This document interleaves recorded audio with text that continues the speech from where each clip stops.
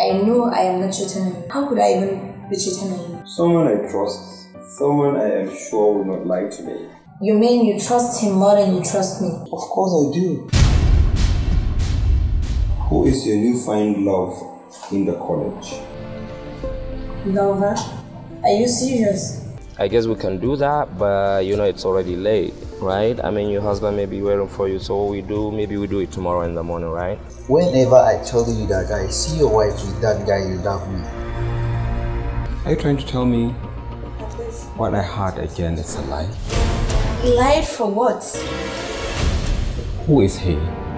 What is your relationship with him? As I told you before, he is nothing but my classmate, and I'm not doing anything wrong or unfaithful to you. As from today, you are not going anywhere. You're going to stay and play the role of a full housewife in this house. No way, you can't.